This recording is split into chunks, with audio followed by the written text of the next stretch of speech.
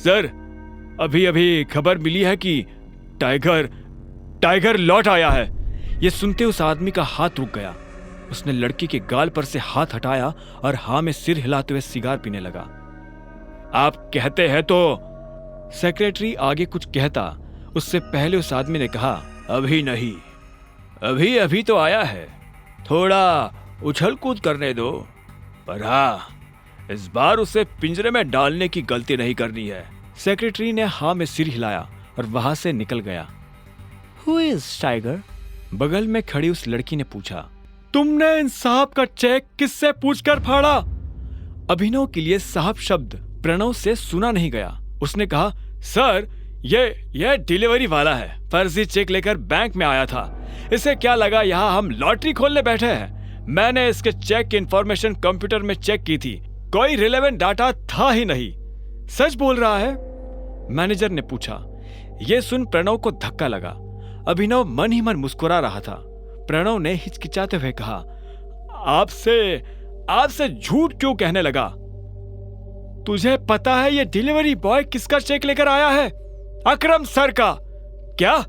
हाँ, तूने इसके साथ जो किया वो ठीक है, लेकिन अकरम सर को अगर पता चला कि तूने उनके चेक का ये हाल किया है तो वो तेरे साथ क्या करेंगे जानता है ना? मैनेजर ने कहा। अकरम का नाम सुनते ही प्रणव की हालत खराब हो गई थी। इतने में मैनेजर ने कहा, एक काम कर, वो रही टेप और ये रहा चेक, इसका एक एक टुकड़ा जोड़। क्या सर, तुझे नौकरी से निकाल रहा हूं? नहीं सर, मैंने क्या किया? शाबाश, ये तुझे सुनाई दे गया, और इससे पहले जो कहा वो है? आखिरकार प्रणव ने चेक को बड़ी मेहनत से जोड़ा और मैनेजर को दे दिया। मैनेजर ने उसे देखा और प्रणव को बाहर जाने का इशारा कर दिया। जैसे ही प्रणव बाहर गया तो मैनेजर ने अंदर से कमरे का दरवाजा लॉक किया और अभिनव के पास आते हुए बोला, टाइगर, तुम इतने सालों से कहाँ थे? पहले ये बताओ कि तुम मेरे पापा से कैसे जुड़े हुए हो? मैं उनकी टीम का हिस्सा हूं, मैनेजर ने जवाब दिया। इतने में बलराज ने कहा, टाइगर वापस तो आ गया है, लेकिन मोंटी के वापस आने तक किसी को भनक भी नहीं लगनी चाहिए, वरना गेम हो जाएगा। हाँ, बलराज सही कह रहा है टाइगर, हम शेरों के बीच एक भेड़िया घुस आया है। वो तुम्हारी और हमारी सारी खबर हमारे दुश्मनों को देने वाला है, इसलिए संभल कर रहना पड़ेगा टाइगर। भेड़िया? तुम्हारा मतलब जासूस? अभिनव ने पूछा। बलराज ने कहा, हाँ, इसके बारे में मोंटी तुम्हें डिटेल में बताएगा, और तब तक गुफा से बाहर आना नहीं, और आओ तो अंधेरे में। इस बीच हमें तुम्हारे पापा यानी हमारे संजय के कातिल का भी पता लगाना है, और साथ ही ये भेड़िया।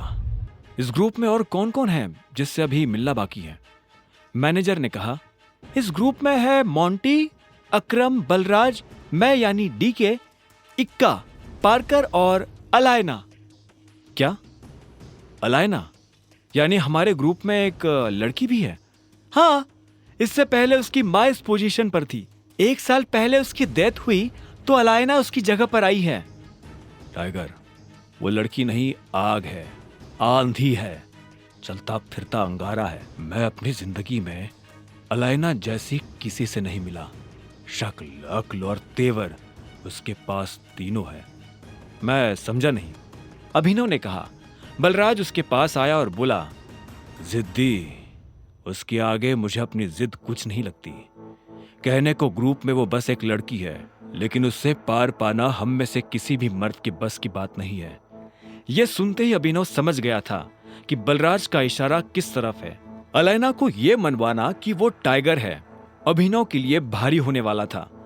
तुम जल्दी से उससे भी मिल लोगे, पर वो तुमसे मिलेगी या नहीं पता नहीं। मुझे नहीं लगता कि टाइगर के लिए उसे मनाना मुश्किल होगा। मैंने जैसा सोचा था यह आदमी वैसा है नहीं। बलराज की यह बात सुन डीके के कान खड़े हो गए। उसने बलराज को देखा और बोला, टाइगर ने तुम्हें रिंग में पटका क्या?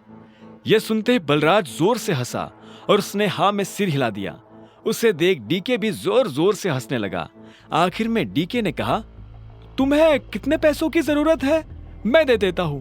चेक मैं अकरम के ऑफिस से री इशू करवा लूंगा।